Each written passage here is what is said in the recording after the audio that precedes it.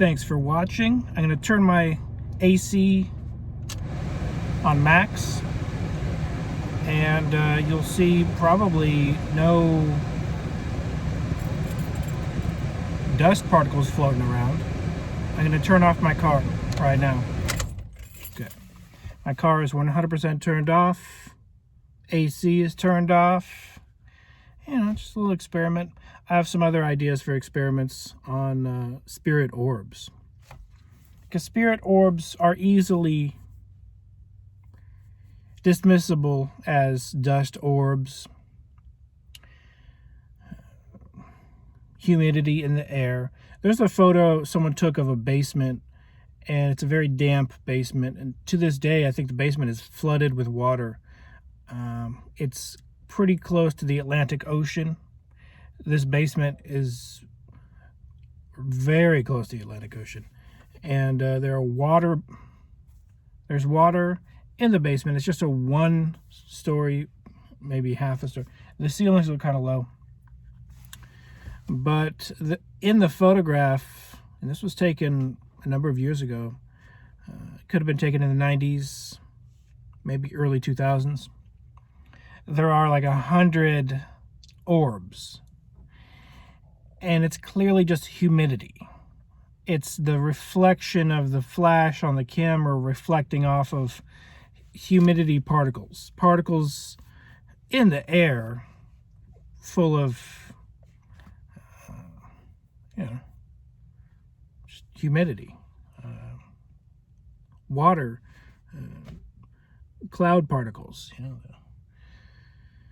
little ecosystem down there. And clearly it's not 100 spirit orbs. It's 100 water particles being reflected off of camera flash. So in no way, shape, or form am I going to jump to the conclusion every single orb you see in a photograph or a video is a spirit orb. And it's very hard to prove in a photograph. But in video, when it's intelligent, and it's not always an orb, sometimes it is an anomaly. An anomaly, a light anomaly, is specifically not an orb. I've mentioned this many times. I believe spirit entities are in another dimension, a higher dimension, and either they can choose to show themselves to us in the lower dimension, but default they're invisible. Default they're invisible based on the barrier between the dimensions. It's not a magic trick on their part. Everyone in this dimension above us is invisible to us. Everyone, every single entity. But clearly some, if not all, it's really hard to say. I have a theory that 99.999% of the spirits you will ever have contact with in your life are non-human, not dead people, not ghosts. Ghosts are specifically dead humans. Mysterialis Ghost Investigation uses the word ghost because it sounds a lot cooler than spirit,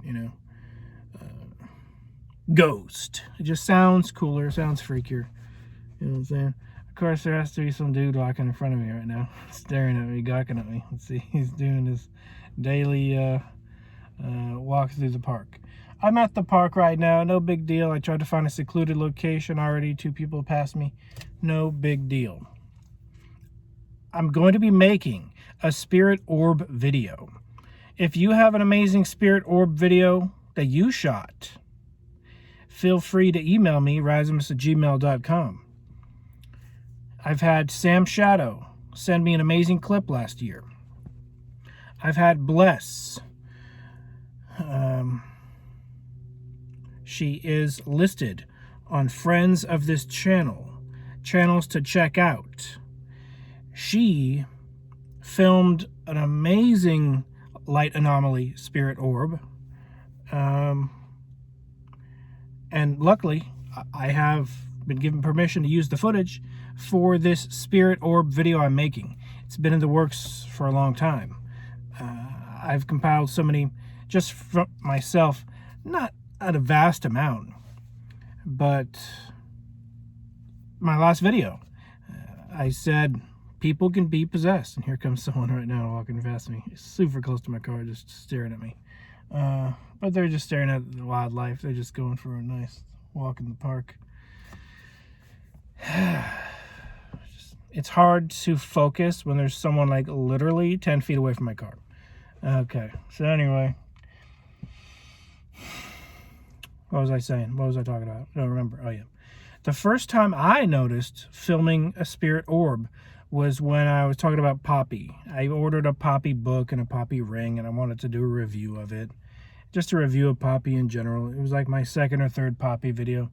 And they were popular at the time. Everyone was making Poppy videos, but I made a Poppy video before PewDiePie made his Poppy video. And so I made Poppy videos before they were over the top, ultra popular.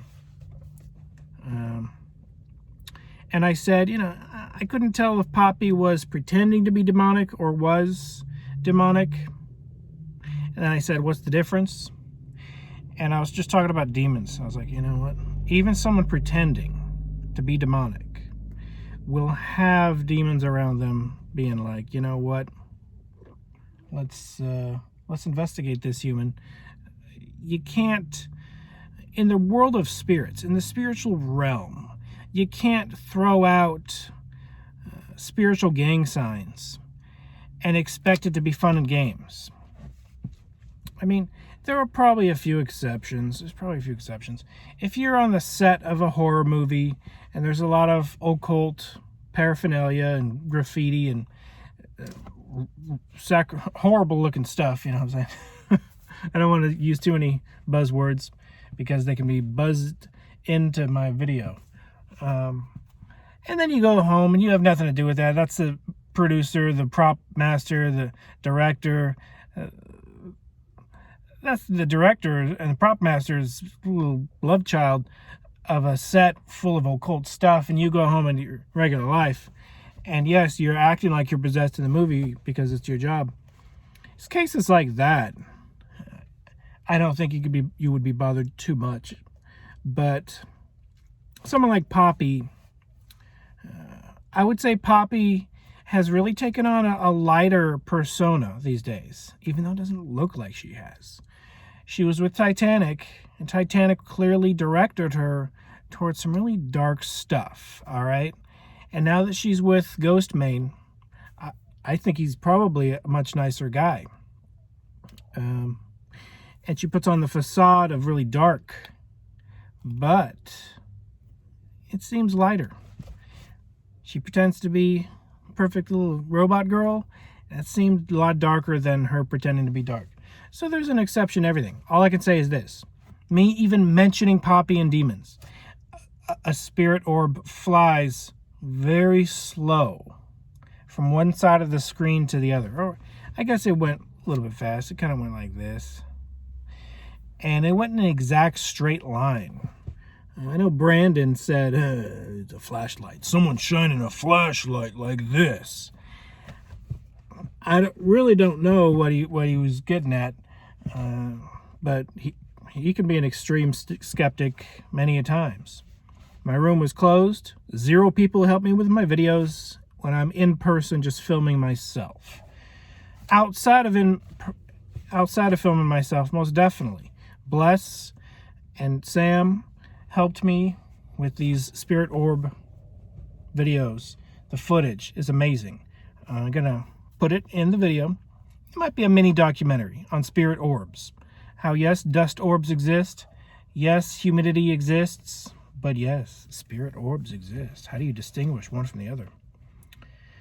So the one that flew across the screen, exactly when I mentioned demons. In my last video, the ones that crisscross, exactly when I mentioned people can be possessed. When they fly like a piece of dust does not fly. When they're not visible except under certain conditions. I believe spirits put on like an avatar where they could show us 1% of their body. I do believe a huge portion of these spirits that roam the earth, non-human spirits, not ghosts of people, but non-human spirits that have always been a spirit, and being a spirit is normal to them. Being invisible to us is normal to them. There's certain rules you can observe, act upon, and they can and will show up. I recently saw some Dr. Greer documentary on Close Encounters of the Fifth Kind. And he repeatedly throughout the documentary shows video after video after video of a spirit light anomaly and claims it's a UFO, or claims it's an extraterrestrial. When you're Dr. Greer, all you know is physical. But perhaps he did have a life-changing event. Was it a near-death experience? So I guess he's more complex than most doctors. And he is known as the alien doctor. I believe he did do implants. I think I heard him on Art Bell talking about implants. Implants are interesting because it's a physical thing. But I've yet to see a single implant in my life, evidence, just stories of implants, that were anything other than something that was in the body. Like it naturally grew in the body, or it was shrapnel. Regular shrapnel, a splinter, and then the body coats it, and then they take it out and it has a biological coating, because that's what the body did to protect itself against the foreign object. Never have I ever seen evidence that a single implant has ever been actually alien from another planet. Not once. So I'm very skeptical of alien implants that are physical. But a good 5 videos, maybe 10, in this Dr. Greer documentary on Close Encounters of the Fifth Kind. He claims a close encounter of the fifth kind is when you can ask the aliens to come and they show up, and you can communicate with them telepathically or verbally or whatever the case. He shines a laser pointer in the sky, a light shows up in the sky, there's a group of people, they see it, they film it, and it looks like a spirit anomaly to me. It looks exactly like what you see on Ghost Adventures when they're investigating an extremely haunted location. And it disappears. The shapes are the same, the colors are the same. The only difference is it looks like it's miles away in the sky. You know, spirits, some clearly have the ability to be miles away in the sky. Spirits of the sky is a thing. Biblically, it's referenced. Is it Prince of the Sky, of the Air, of the Whirlwind or something? Can't remember the details, but of the sky is one type of spirit. Of the water is another, but of the sky that can fly and emit bright lights is an ability I do believe spirits have. Why don't they show this ability often? Why do they show us anything? They're superior dimensionally speaking. So them showing us anything is just a higher dimensional being throwing scraps to a lower dimensional being. They don't need to show us anything, but they can and they do. The reason I believe some spirits on command can manifest a body is because it's been recorded. In the, it's called The Entity. I believe it's called The Entity case. The book was written on it. A movie was made on it. Very scary story. I have yet to visit this haunted house. It's now owned by some totally unrelated person. Who knows if they even know about the history, or maybe they do. I just want to do a drive-by, take a photograph from the other side of the street, do a EVP recording investigation on the other side of the street. Perfectly legal. Do it on the other side of the street. Don't bother the residents. kind of like protester laws. You can't protest exactly on the steps of a building. You have to legally protest on the other side of the street of that building. I've been at a couple of protests in my life. Not going to talk about it. Doesn't matter. But ghost investigating matters a lot to me. Spirit investigating. And I think the fifth encounter extraterrestrials in Dr. Greer's documentary are 100% spirit entities. They're 100% spirit anomalies. In the entity case, some now famous ghost investigators went to the house of a lady who said she was being oppressed by a demon. She's throwing her around the room. She would try to go to sleep, and the thing would pull her out of bed, grab her neck, and there were two holding her legs down. We're talking horrific story. My personal poltergeist encounter was pretty scary, but it wasn't three. With me, it wasn't two holding my legs down, and don't even want to go where else it went. Consider it entertainment. There's nothing entertaining about that. Consider it, maybe it was just in her head. These investigators went to the location. They asked the entity to appear. Excuse me. The entity manifested, they say, part of a torso. And they filmed it, and they took photographs. I believe all of the film didn't work afterwards. Very common. Well, back then, they would have had to, I don't know. I didn't live in the 70s, so I don't know what cameras were like, but I think you had to crank it or something. Whatever the case, the film didn't turn out. But some of the photographs did turn out, and you can see them. It manifested in the corners of rooms. Huge sign to me that it's legitimate. They said an orb, arced across the corner of the room. You can see that photograph.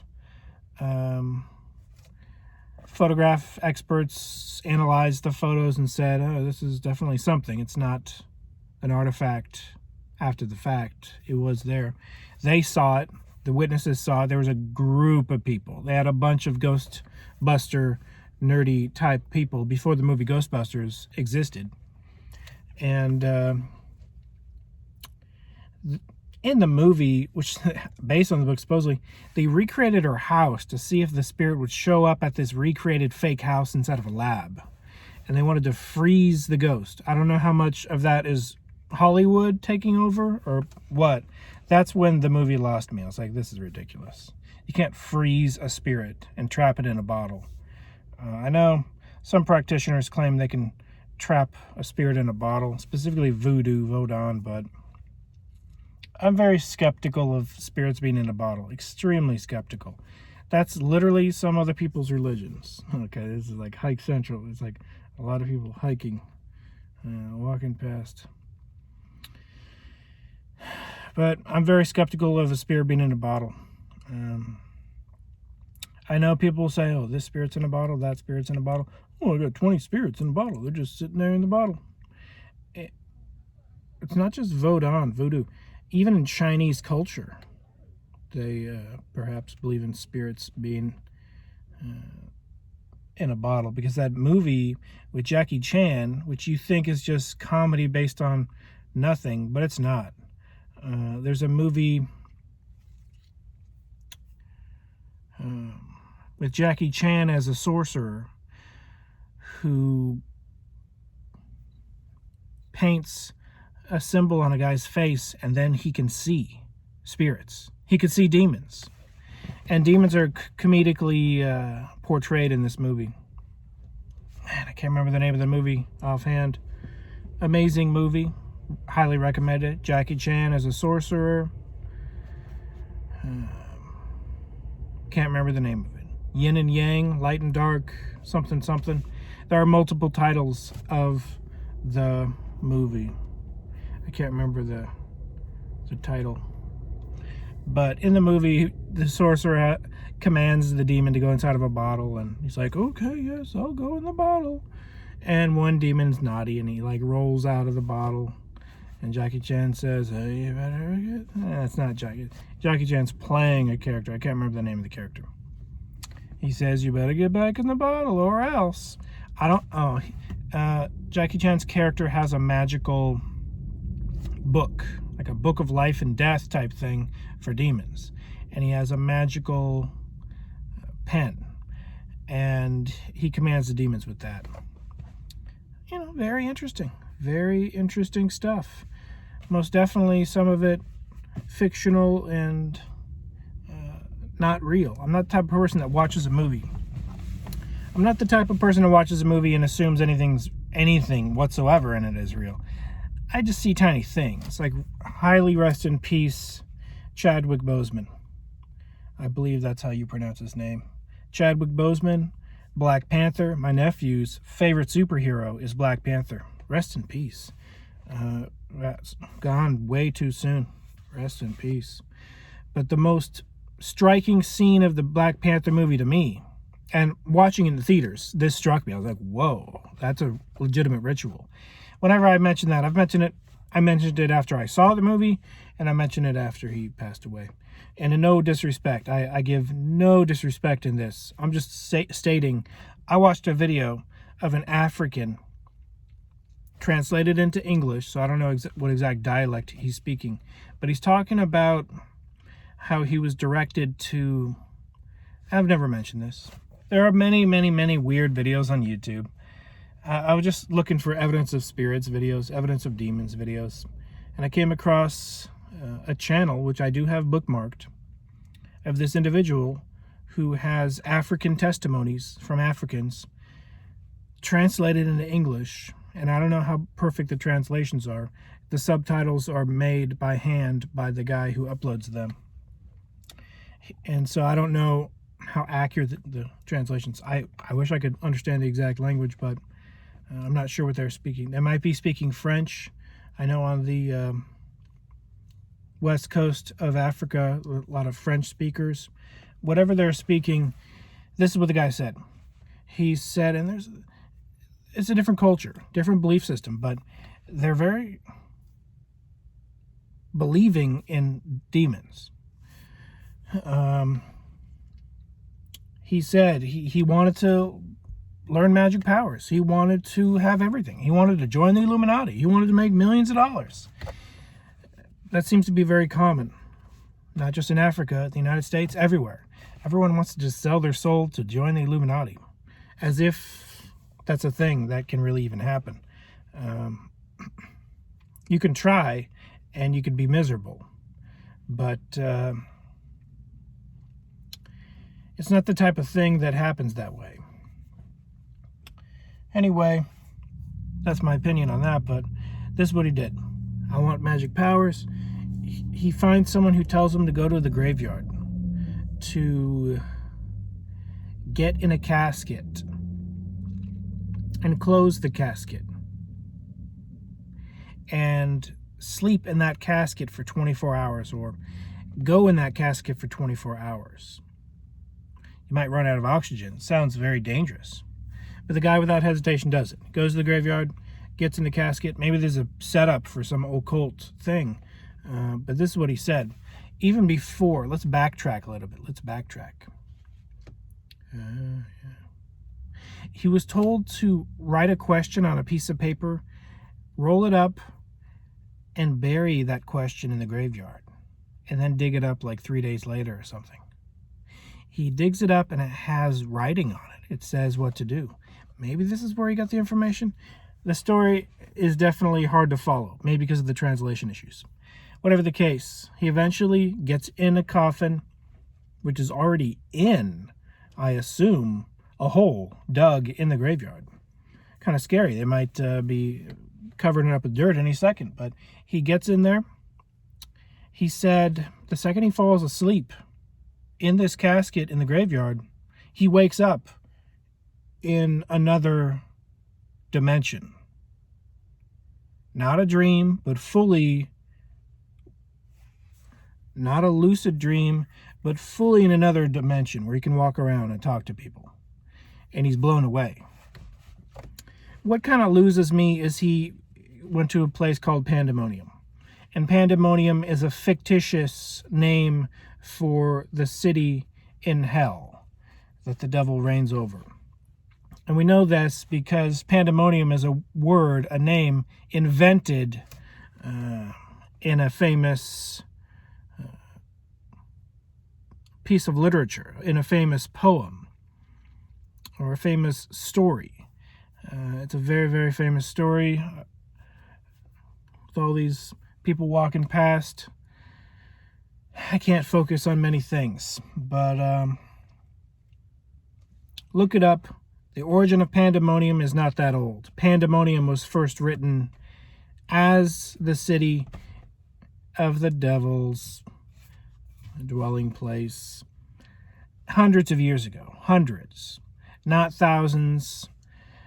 It's a fairly recent story when you think of it in the grand scheme of things. But that's where this story loses me. Pandemonium. That's literally just literature in a fictitious story. But okay, whatever. So he's in Pandemonium and he's talking to demons, and this demon says, "Here's a beautiful woman. She is your wife now. Go to your home and have a good time. And you're married now, or she's yours. Here, she's your reward for joining us, joining our side." And he said he lived in this demon city for like a week. And he's with his wife, which I don't know if she's a demon wife. I can't remember. But he said she's very beautiful. Like the most beautiful woman he's ever seen. And so, a lot of temptations thrown at him. But he's in a dimensional, dreamlike state. It's not reality. Or at least he thinks it is reality. He says this is all on the other side. So he wakes up. And a week didn't go by, otherwise he would have died. Lack of oxygen and food, But he gets kind of hooked on it. And he keeps going back. And there's a point of no return where he has to do some horrible thing. I can't remember what it was. The story escapes me. The pandemonium thing threw me off so much that I didn't want to talk about it. But it's not the first time I've heard the being buried in a graveyard and waking up in another dimension. It's not the first time I've heard it. I believe I've read about it in one of my occult books, specifically on necromancy. And so I was like, oh, that's interesting. Pandemonium doesn't sound right, but the ritual itself sounds real. I've read about this. And then I see Black Panther, and Chadwick Boseman's character, the Black Panther, goes through the exact same thing, where he's buried by the tribe, just for ritual ceremonial purposes, not literally. Well, it is literally, but as you can see, not too much dirt is on top of him, so he can still breathe. Just enough dirt for the ritual to work. He wakes up on the other side, talks to his ancestors, where the skies are purple. And then after communicating the message that he needs to relate, or getting the information, the advice he needs to get, he wakes up in the real world.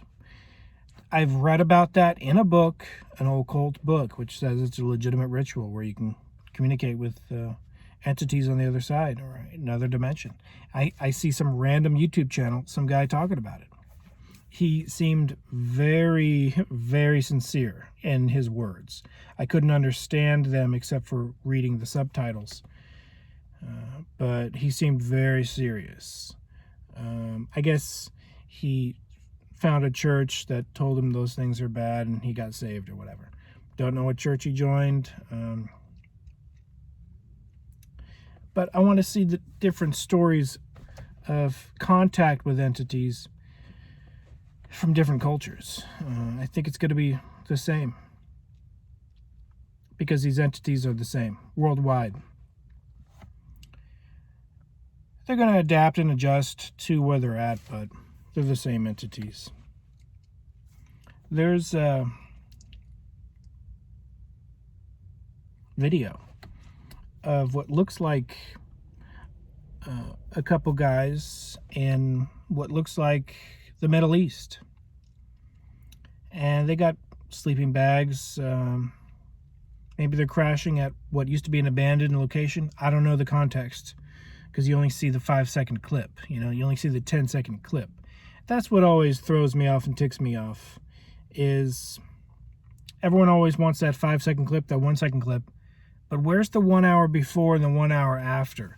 Where's someone that actually wants to piece it together and say, here's 30 minutes before the clip, here's 30 minutes after. This actually happened. Let me talk about it for 45 minutes. Even this video's hit 30 minutes already. Clearly, if something like this happened to me, I would be talking about it for years, because something like this did happen to me. And I have been talking about it for years on hundreds and hundreds of videos. But this is the clip. I don't know if you've seen it. Looks like 3 or 4 guys from the Middle East are sleeping bags, and a poltergeist starts moving objects, starts moving a box, starts pulling out drawers, starts banging on stuff, knocking down things, and everyone in the whole room is beyond panicked. They immediately run faster. Man, they run faster than the Roadrunner in those cartoons. They're like, they are out of that room so fast. There's a video of a soldier. Maybe it's the Middle East, I believe it is. He's talking about, here's a video for my loved ones. I don't know if I'll make it through tomorrow. We're going into the battle zone. Here's a heads up video. Hopefully nothing bad happens. Nothing bad did happen. He did make it home. Everything's fine. But he's clearly up in the middle of the night making a video where he normally wouldn't be doing this, in a barracks. And I wish I could show the video. You could find it. I'll link to it if I can find it. I can't link to all these things. But a poltergeist picks up his blanket, like moves it. He turns around. Then he keeps talking, I love you, so-and-so. Hope everyone's doing well. He's just making a regular video to his family back home. And then his metal dresser locker opens and closes, and it bangs pretty loud. He's like, what the heck? He gets up to inspect it.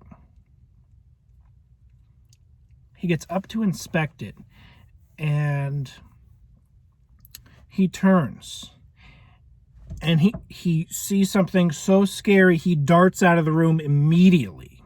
He said he saw a really dark figure looking at him in the corner of the room.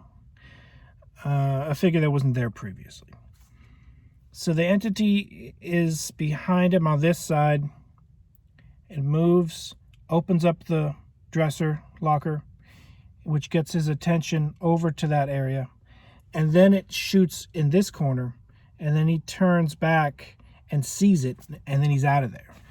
These entities, I read the comments. I saw the video on TV. I looked for it on YouTube and found it.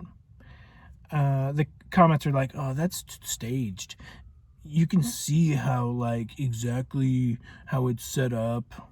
No. Spirit entities that want to bother you in your room, they will act exactly like that. When you're looking here, they'll be here. When you're looking here, they'll be here. They constantly will be behind you. The rare thing about this encounter is he got to see it in the corner of his room, where I never optically saw a spirit entity in the corner of my room, but I did optically see objects moved. So in the context of object being moved, I did see the feet of the entity one time. I've talked about this many times. Might as well mention it. When I say I saw boxes knock over in my last video, many videos, I saw them sit on my cushions. They jumped on me, they grabbed my throat.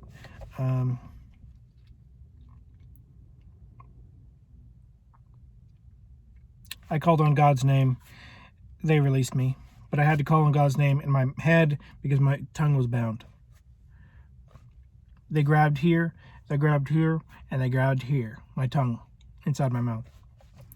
These multi-dimensional beings can reach through physical objects. It's very unusual. It's the only time I was ever physically attacked to that extent, other than being flicked in the forehead once. But that's the only time I was ever really attacked. I think I didn't do what they wanted me to do. I didn't react how they wanted me to react. And it ticked them off so much that they eventually broke. I broke them. They didn't break me. That's how I see that. I might as well reveal, just let you know that someone asked me in my last video if he had any spirit encounters lately. And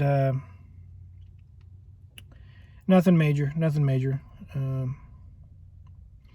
Except for about 2 months ago, my leg got really cold. And then I heard my closet, which this is a totally different room from my last room. My last room didn't have a closet. I noticed spirit entities love closets. They just do. They love corners of rooms and the closets. It's just a thing they love. Don't ask me why. My right leg got really cold, unusually cold. I'm going to admit, it felt like cold fingers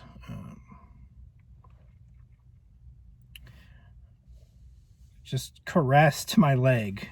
That's what it felt like. It felt like ice cold fingers caressed my leg for a few seconds. And then my closet door either opened or closed. It was pitch black. I don't know. That door is ajar. But specifically the hinge made a creak. The hinge went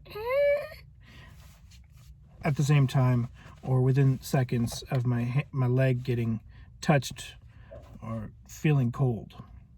Isolated cold, only around my leg. Very unusual. That was about 2 months ago. Not a big deal. I brushed it off and went back to bed. I can't remember. I can't remember if it was 2 nights ago. I believe it was 2 nights ago. And I'm not making this stuff up. All right, this is 100% legit. It happened 2 nights ago.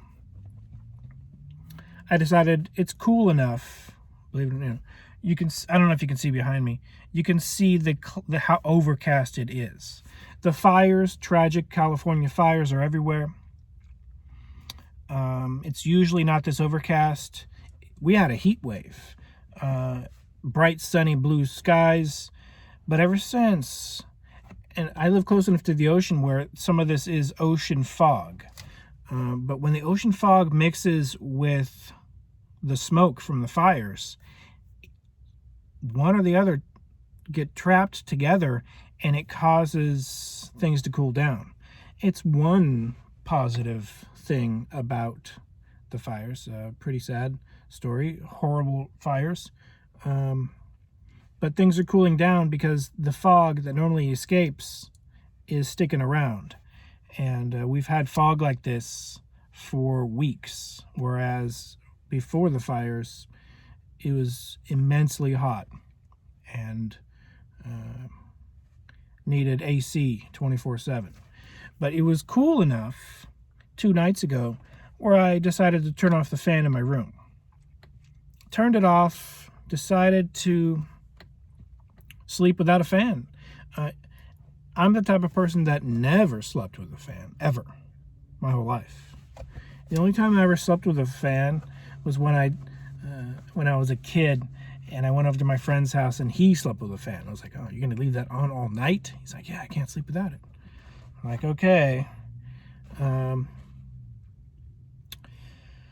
But I never slept with a fan. I like pitch quiet, even fanless quiet. I only started sleeping with a fan on in 2011 to offset how loud the poltergeists were in my room that knocked over objects. True story, they knocked over so many objects and moved so many things and sat on so many surfaces, kicked, touched, through, stepped on, whatever the case. They made so much noise in my room. They're not called noisy ghosts for nothing. They were very noisy ghosts, specifically spirits, non-human, according to what I was able to discern. But I bought a huge fan. There was a garage sale across the street. An old man was selling a giant fan from Kmart, which clearly had been purchased by him by the local Kmart many years ago. It was a steel frame, giant Kmart fan, which they don't make them steel anymore. Now they make them all plastic. So I got a nice steel one. I still have it to this day. I painted it to make it look like a Blade Runner set, cool, because I wanted to keep it, I might strip the paint off. I don't know. But I do have it in storage right now. I like that fan a lot. It's the thing that helped me sleep in those 5.5 months where I lived in that room. I lost my train of thought. Where was I going with this? Oh, fans. To turn off my fan 2 nights ago. I got into the habit of having a fan, but it happens to be very hot, so that's why I got a fan, because the AC is pretty much non-existent in the house I'm in right now. So I have this fan on, low, because it wasn't that hot, and I turned it off 2 nights ago. Well, 2 nights ago, I try to sleep for an hour, maybe 2 hours. It takes me many hours to fall asleep. It takes me like 4 hours to fall asleep. That's probably more than the average person. I heard near my hat, the hat commissioned, my Billy the Kid ghost investigation hat. Right next to my Billy the Kid ghost hunter hat, I have a clock which was loaned to me to help me wake up for work when my phone broke. This is my new phone. I was in a period where my phone broke. I needed an alarm to wake up. Someone let me borrow this. I'm going to give it back to them after I fix it, but I didn't give it back to them yet because I'm not used to this clock. It's an analog. You pull a little knob and you turn the time, and then you push it in, and the alarm is set. The one for the maybe they're both the same thing. One for the time and one for the alarm, or maybe both are for the same thing. Just depending on how you push it or pull it, you can move either the time or the alarm. And I set it, it works great. I use it for like a week, and then, or 2 weeks, and then one day, I'm sleeping in. It's like, relaxing. I actually got to sleep. Beep, beep, beep. I wake up. Beep, beep, beep. I grab it. I'm used to just pushing my phone like, no. I grab it. I'm pushing and pulling this plastic knob. And I pull it and push it. And it comes off. It didn't break. You can pull it off. I pull it off and I push it back in. And I pull off the entire thing and push in the entire thing. And now the plastic knob is stuck inside the clock. All right. Fully plastic knob stuck inside the clock, and the hole is barely bigger than the knob itself. So trying to shake it out is an impossibility. I literally had like a paper clip and chewing gum to try to get that thing out. I almost had it out once, but I have yet to get it out. It's still in there. Shook it around. It's on the bottom. It's been on the bottom for months. All right. I haven't been able to fix it to give it back to the person that let me borrow it. Well, 2 nights ago, I hear familiar poltergeist sounds. What are familiar poltergeist sounds to me? Probably different from other people, but for me, I don't know. Maybe there's different types of poltergeists, but the type that manifests around me will start investigating the room almost. And so it touches things, pops and cracks things. So I hear a pop and a crack and a pop, and that obviously can mean I turned off the fan, so the temperature of the room is rising a little bit. Enough where pops, temperature change, creaks and pops can and will happen. No big deal. But these are poltergeist pops and creaks. When a poltergeist manifests through a wall, through a door, through a television set, and there happens to be a television set, which is what my hat is on top of right now, an old-fashioned tube television set. And there is that clock right next to my hat on top of this old television set. I hear a pop and a creak, perhaps on the wall. I hear a pop and a creak around the television set. I hear what sounds like touching objects very lightly. It's hard to describe.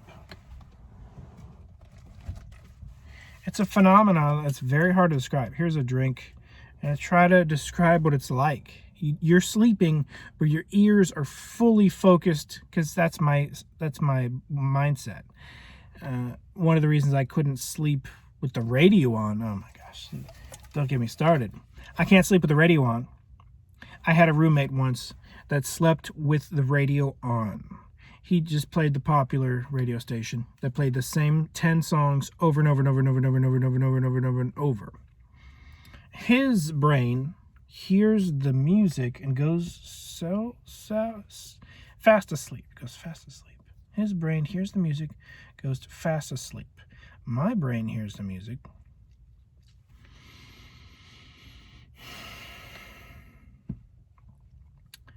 Walkers walking past me. My brain hears the music, and I memorize the lyrics of every single song. That's the difference between me, okay, the average person, okay? The average person is going to hear the music and fall fast asleep. I'm going to hear the music, and I'm going to memorize the lyrics to every song. And I got to the point where I memorized the order of the songs, when my brain was telling me, oh, the DJ only put in 15 songs. Mathematically speaking, this is the next song that's going to play. Bam, that's the next song that played. That's what my brain does. I didn't have a single wink of sleep that night. And the next night I had to tell my roommate, you cannot play the radio. Well, I can't sleep with the radio on. It's literally something I can't, my brain will not sleep. All right? You got to turn it off. So my ears are always listening 24/7 on what's going on in the room. Just how my brain works, all right? I literally had to train myself to accept a fan going, because even that was too much information for my brain to like. My brain likes pure pitch silence. But because of the poltergeist activity in 2011, I had to accept the sound of a fan. And I readily accepted the sound of a fan over the sound of poltergeist activity in the room. And I have heard poltergeist activity in my current room a couple times here and there. Nothing big. Over the sound of the fan. A couple times here and there. No big deal. Biggest being January when I heard the footsteps or hand steps on the bag. Or, yeah, it was on the paper bag in the corner of the room. That happened. That's the biggest thing that's happened to me all year, to be honest. The leg thing and the door creak, pretty small. But 2 days ago, I hear pops and cracks, cracks and pops. When a spirit entity walks through an object, they can walk through physical objects, okay? When they walk through physical objects, either they purposefully change the temperature of inside those objects, or they accidentally change the temperature of inside those objects. When an entity changes the inside of a TV or the inside of a wall, for example, you'll hear pops and cracks. I can't do the sound. It's just the sound of a house settling. But it's not a house settling. It's an entity walking through an object displacing the air in that object or changing the air in that object temperature-wise, probably making it cooler, generically speaking. Spirits make things cooler. They can. So it's going through objects, changing the air temperature, which causes that normal object, like a wall, a wooden board, 2x4 drywall, a tube television. I think the spirit walked through the tube television. I think he was investigating my hat. I think he was investigating my ghost hunting hat. I got to be wearing that ghost hunting hat in every single ghost investigation in the future. Coming soon. Stay tuned. Spirit's checking out my hat, and it's touching things. I can't really...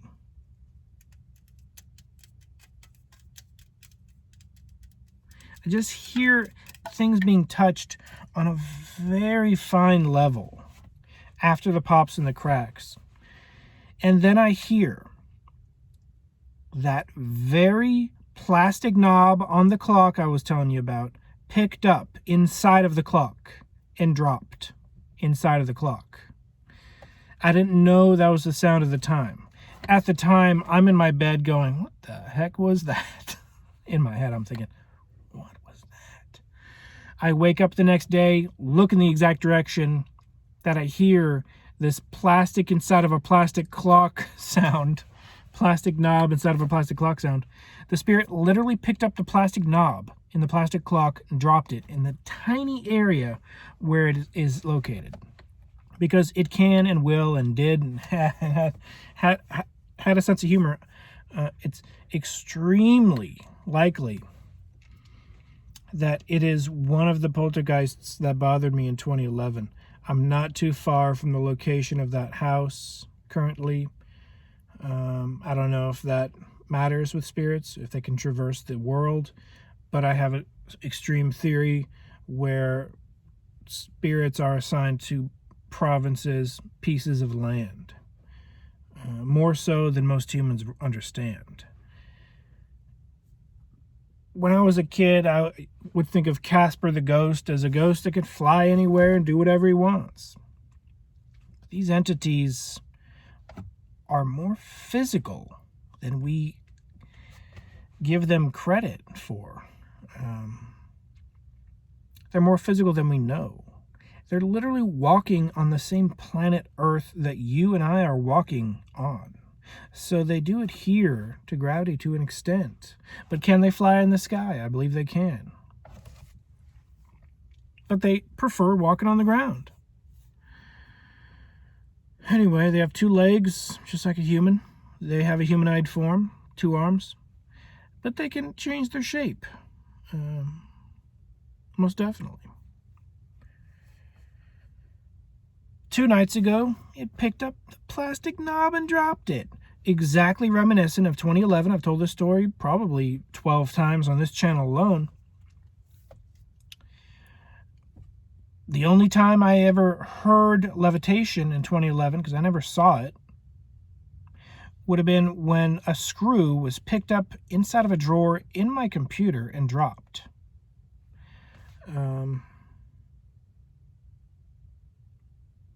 I had an old tower computer with extra screws in a little drawer. In the tower computer itself, there's a little drawer with screws. And at one point, it picked up and dropped it, meaning the behavior is exactly the same. Not too many entities are going to be focused on a tiny thing inside of a thing that it picks up and drops. But that repeated behavior is very interesting. Not huge. I would say the picking up and the dropping of the thing is... It's probably equal to the leg touch and the door open in my closet. Probably equal. I'd say I brushed it off and I was like, And I went back. I wasn't worried the rest of the night. I wasn't bothered. I was fine. I felt it was inspecting my hat the next day. But at the time, I didn't read too much into it. I didn't think too much into it. I didn't know what he was touching. I thought it was something on the windowsill that I didn't know about. I didn't know what it was doing, but I heard enough sounds to piece it together what it did. The biggest thing is still when they were footsteps or hand movements on a paper bag in the corner of my room in January. I think it was January 17th, somewhere around there. What was it, February 17th? No, it wasn't February 17th. It was not. I think was it January 15th? And I got it written down somewhere. Even if I don't have it written down, I'll just watch my own videos and see. It's nice to have these moments where you can capture information on a video, like a journal.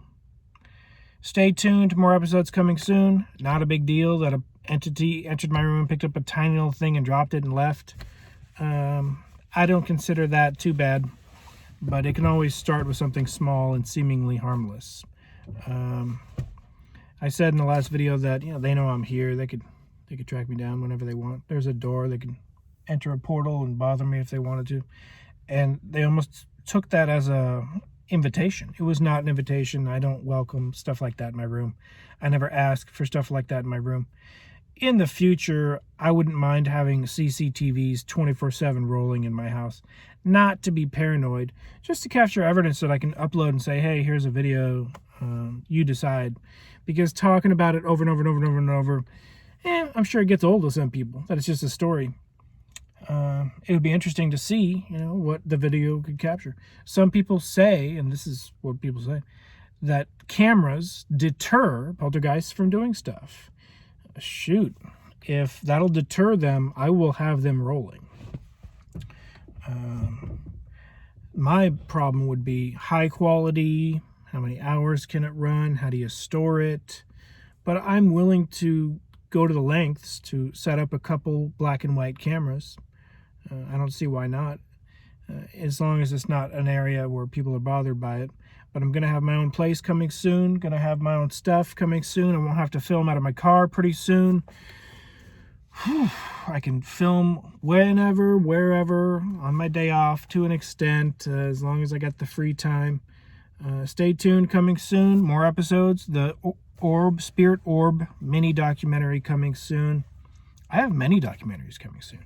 I mean, the Poltergeist Demon Haunting of John Rasmus Part 2.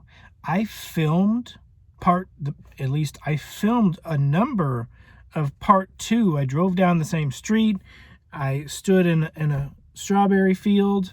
I filmed, I don't know how many years ago. Was it 2 years ago? And I didn't compile it. I didn't upload it because I wanted to finish the Grist Mill documentary, which I feel is never finished. Never going to be finished. I don't believe I visited the Grist Mill Ghost this year. But I need to make a promise that I'm going to visit the Grist Mill Ghost at least once this year. I'm going to ask the Grist Mill Ghost, how has the pandemic affected you? How is quarantine life going for you? Kind of as a joke. I don't know. I mean, Brandon said, beware of that spirit. It could start out innocent and be a nightmare. Watch out. He's kind of relating it to different people's stories, but I've already lived the nightmare, and I am going to take the advice and warning legitimately and keep my distance, which I have. I haven't been to the Grist Mill for a long time, since Brandon Young last year. It's been a long time. It's been over a year, I believe. It's been a long time, but that spirit is going to remember me. I want to do an experiment where this spirit remembers me. I don't see the spirit like an animal. I see the spirit like a sentient, conscious, independent, intelligent being. But, animals can be sentient, conscious, independent beings themselves. I don't know. This entity remembers me when I go back. It knows who I am. I know who it is, what it is, to an extent. I mean, it's invisible, though. So I can't claim to know everything. I can't claim to know hoot squat, right? That's the thing. Even a psychic medium can't know everything about an invisible being. How do you know that invisible being isn't projecting what it wants the psychic medium to know? So you got to be very cautious.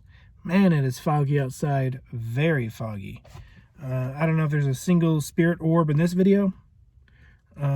Stay tuned. More episodes coming soon. I'll check to see if there are any spirit orbs in this video.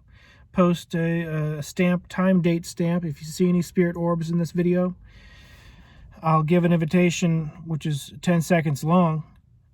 Spirits, I'll give you a 10-second invitation to manifest as a spirit orb in this video.